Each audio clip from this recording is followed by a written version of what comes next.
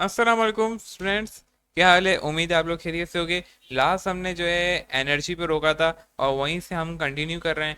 तो स्टार्ट करने से पहले मैं अपना इंट्रोडक्शन दे दूँ कि आप जिस चैनल को देख रहे हैं वो है बायोलॉजी बाबा, और उसको रन करने वाले मोहम्मद हमाद यानी मैं हूँ ऐसा बायोटेक्नोलॉजिस्ट। और यहाँ पे हमारे 9, 10, 11, 12 के लेक्चर्स मौजूद हैं। इंशाल्लाह एमकेट के भी लेक्चर्स आना जल्द शुरू हो जाएंगे। और यहाँ पे हम केमिस्ट्री और बायोलॉजी पे फोकस रखते हैं, केमिस्ट्री और बायोलॉजी पढ़ाते हैं और इसे पढ़ाते रहेंगे। आपको बहुत सारे लेक्चर्स और बहुत कुछ अभी आना बाकी है जो कि आप की सोच से भी ज़्यादा है, चाहे वो सेकेंड ईयर के हों चाहे वो 11 के हों।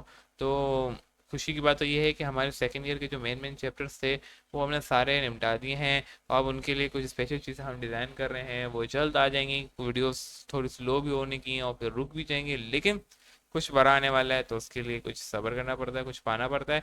तो अगर आपके सर्कल में कोई भी है ऐसा स्टूडेंट जो 12 का हो, क्योंकि आप तो 11 के हैं, तो उन्हें ज़रूर बताएं कि इस चैनल को सब्सक्राइब कर लें, क्योंकि यहाँ पे कुछ बड़ा आने वाला है।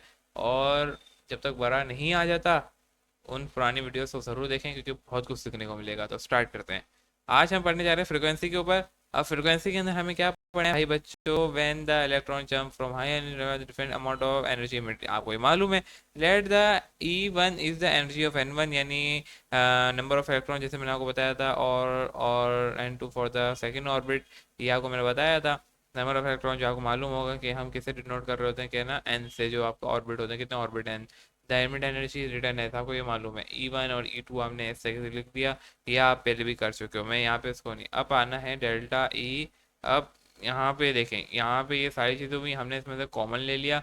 सही है। कॉमन ले लेने के बाद हमने 1/N1 N2 रखा, और डेल्टा ई, ये तो आ गया आपका डेल्टा ई। सही है ना? और इसकी जो आपको मालूम है वैल्यू होती है, ये आपको मालूम है।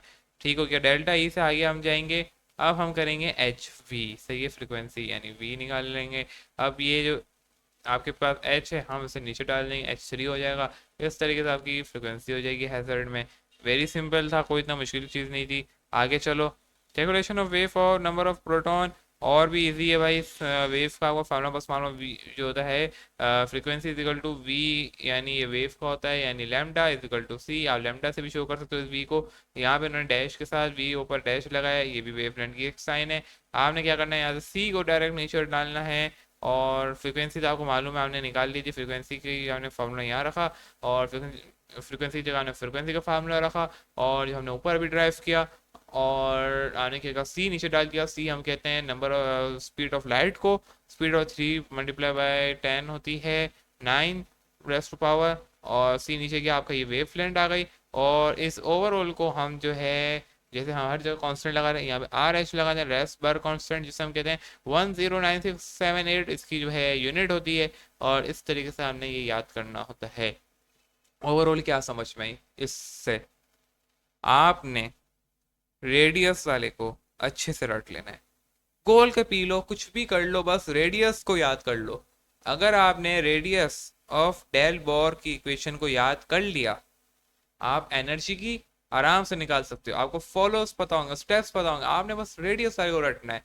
और आपने फिर उसके बाद एनर्जी की निकाल लोगे, फ्रिक्वेंसी की भी आगे निकल जाएगी, वेवलेंथ की भी निकल जाएगी। कोई मुश्किल नहीं है। बस आपने, मुझे अभी पढ़ाते इतना आसानी हो रही थी कि मुझे समझ भी नहीं आ रहा कि बच्चों को पता नहीं आसान लगा नहीं लगा, मुझे तो बहुत लग रहा था। और बस आपने क्या करना है, रेडियस वाले को अच्छे से गोल के पढ़ लेना है, अच्छे से देखना है। अच्छा, ये स्टेप फॉलो हो रहा है। जब आपने रेडियस को अच्छे से देख लिया, आपका वेव लेंथ वाला हो, चाहे एनर्जी वाला वो पूछे, चाहे वो फ्रिक्वेंसी वाला पूछे, आपका हो जाएगा। हाँ, ये है कि आपने इन सबकी कांस्टेंट वैल्यूज याद रखनी है। अच्छा, ये कांस्टेंट यहाँ पे यूज होगा, ये होगा। ये कैसे याद होंगे, अभी हम कैलकुलेशंस करेंगे और बाकी सारी चीज़ों को देखेंगे, तो उसमें आपका ये कवर अप आसानी से हो जाएगा। कोई इतनी मुश्किल बात नहीं है, बहुत ही आसान है। और समझे कि हवाई हाथ का खेल है। तो स्टार्ट करेंगे अभी हम न्यूमेरिकल्स पे। तो आपको वैल्यूज़ खुद ब खुद कांस्टेंट वैल्यूज़ याद हो जाएंगी, कोई इतनी मुश्किल बात नहीं है। और वैसे मैंने आपको पहले भी बता दिया है कि केमिस्ट्री की फर्स्ट ईयर के अंदर वो ऊपर यूनिट्स लिख के देते हैं, चाहे वो कांस्टेंट की यूनिट्स हो, वो जो भी होते हैं यूनिट्स लिख के देते हैं फिजिक्स के पेपर के अंदर भी और केमिस्ट्री के पेपर के अंदर, क्योंकि उन्हें मालूम है कि बच्चों को इतनी वैल्यूज याद नहीं रहती, वो कितनी लिख कर ही देते हैं। तो इतना कोई मसले की बात नहीं है, कांस्टेंट की वैल्यू आपको फिर भी याद रहेगी। लेकिन मैं कहता हूँ कि अच्छी बात है, अगर याद कर लेंगे ज़्यादा अच्छी बात होगी, क्योंकि जब बच्चा एमकेट में जाता है तो उसको वहाँ पे याद करनी पड़ती है, वहाँ पे लिखी भी नहीं आती, तो वहाँ पे क्या करनी पड़ती है, याद करनी पड़ती है। तो याद कर लो तो ज़्यादा बेहतर होगा, आपके लिए फ़ायदा है। और आगे स्टार्ट करना है मुझे ये 2.2 डिफेक्ट को बॉर्स पे जाना है। बहुत सी पॉइंट मैंने आपको बोला था कि बॉर की छुरी फेल हुई थी, और इसके जाके आगे जो दूसरी छुरी आई थी उसको हमें देखना है। लेकिन हम सबसे पहले न्यूमेरिकल्स को देखते हैं, अपने न्यूमेरिकल्स की तरफ आते हैं।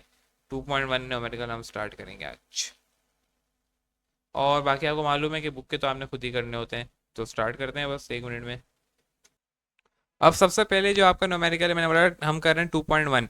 सही है, यहाँ पे मैं डालता हूँ फटाफट से अपनी हेडिंग न्यूमेरिकल्स, मैं आपको प्रॉपर यहीं पे करके दिखाऊंगा। 2.1 कर रहे हैं भाई हम। और इसके अंदर हमें एक तो दे दिया होगा रेडियस 4 ऑर्बिट निकालना है, यानी 4 है, यानी हमारे पास जो सेट है वो 1 होगा। हमें फोर्थ ऑर्बिट का निकालना है, ऑर्बिट का निकालना है। और जो है आपको मालूम है कि इलेक्ट्रॉन, यानी आपको मालूम है हाइड्रोजन का इलेक्ट्रॉन क्या होता है, जेड यानी 1। और ए की वैल्यू क्या है, सिंपल है। आपने क्या करना है, बल्कि यहीं पे हम देख लेते हैं, मसले की बात नहीं है। वेरी सिंपल है भाई के आंसर 259 मल्टीप्लाई 4, 4 आपको दे देगा, या 5 होता 5 लिखते हैं, 6 होता तो आप 6 लिखते हैं, 7, और यहाँ से मल्टीप्लाई करके आंसर निकल जाएगा आपका। सही है, आगे चलते हैं।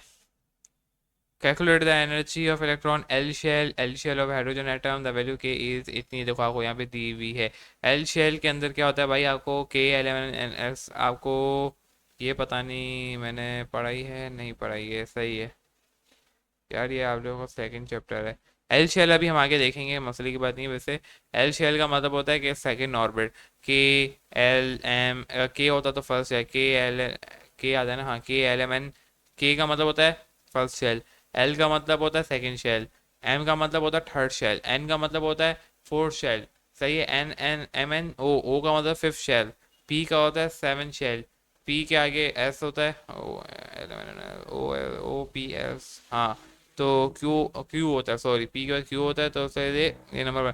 आपने शेल नंबर और शेल कहाँ से स्टार्ट करना है, फिजिक्स के अंदर आपको पता चलेगा ये। यहाँ पे भी हम पढ़ेंगे कि के का मतलब होता है पहला शेल, एल का मतलब होता है तीसरा शेल।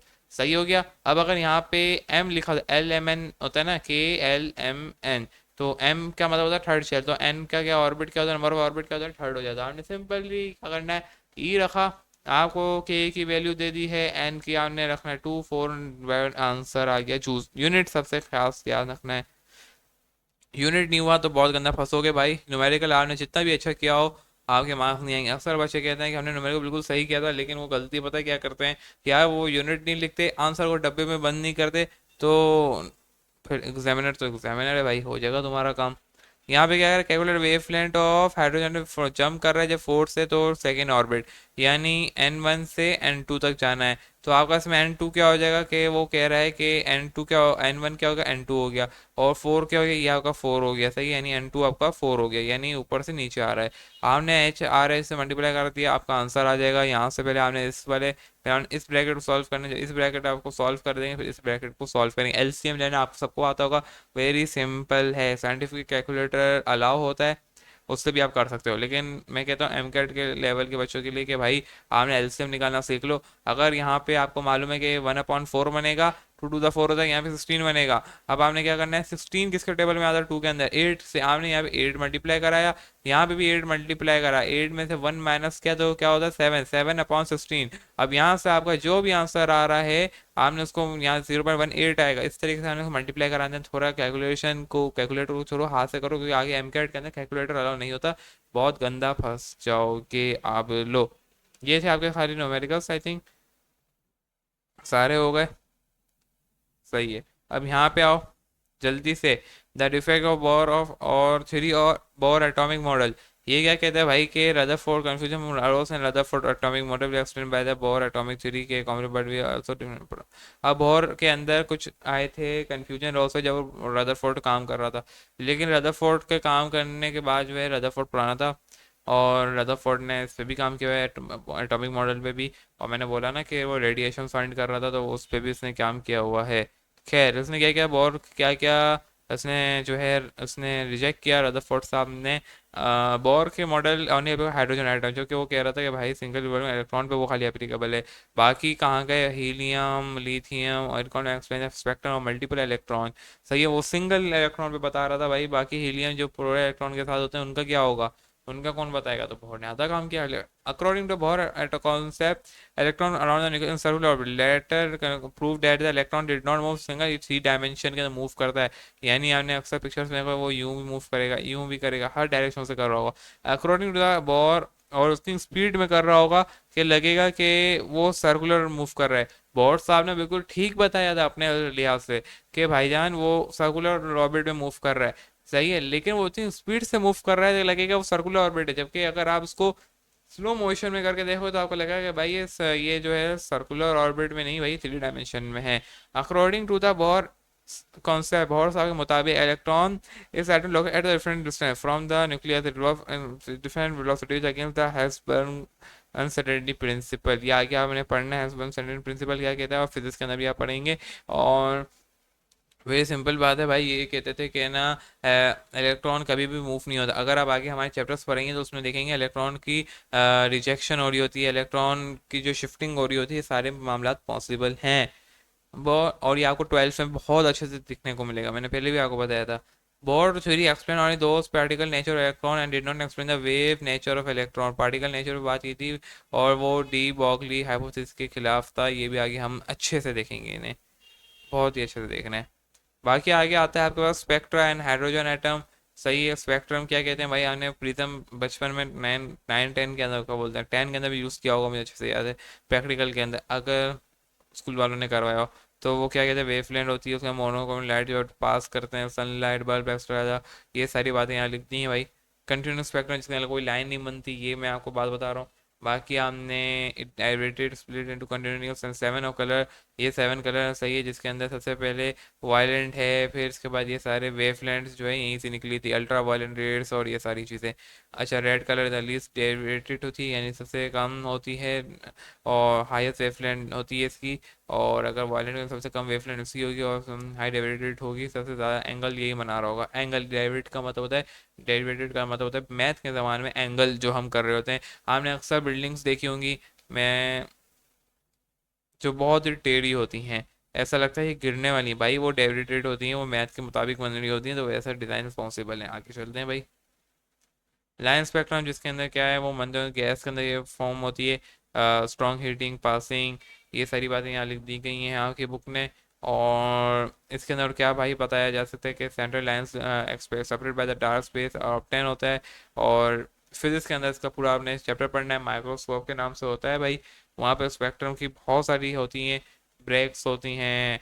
फिर इसके अलावा जो है आपके माइकल्स की कोई होती है, डबल सर्कुलर रिंग कुछ होती हैं, ये सब आपने वहाँ बहुत अच्छे से पढ़ना है। और ये आई थिंक आपके फर्स्ट ईयर के चैप्टर के अंदर मौजूद है, आपको बहुत अच्छे से वहाँ पे आपको पता चलेगा। लाइन स्पेक्ट्रम का एब्जॉर्प्शन है, लाइन स्पेक्ट्रम होती है, और ये मेरे को बताना था, ये आपकी फिजिक्स के अंदर मौजूद है। सही है, when the light of pass through the observing material like gas sample element observe centre wavelength by the rest of wavelength through it, the spectrum obtained consists of series dark line which bright background known as a observation in line spectrum। अगर वो bright हो जाए और वो dark series मौजूद हो, ये बता डिस्चार्ज ट्यूब से इमेजिन लाइन स्पेक्ट्रम जब वो अभी हमने करा। आपको मालूम होगा कि वाइट लाइट जो होती है, कॉम्बिनेशन होती है सारे कलर की, सारे कलर जब मिलते हैं तो वाइट लाइट बनती है, ये आपको मालूम होना चाहिए जब। सही है, ये यहाँ पे ये बताया। अब आती है आपकी हाइड्रोजन स्पेक्ट्रम, जो मेरी मेन चीज़ थी वही मैं आपको बताना चाह रहा था। हाइड्रोजन स्पेक्ट्रम कब से मैं कर रहा था कि शेल एल शेल क्या होता है, तो ये देखना है, लेकिन उसको हम नेक्स्ट वीडियो के अंदर देखेंगे। आज के लिए मैंने इतना ही रखा है, तो मिलते हैं नेक्स्ट वीडियो के अंदर। टिल देन, अल्लाह हाफिज़।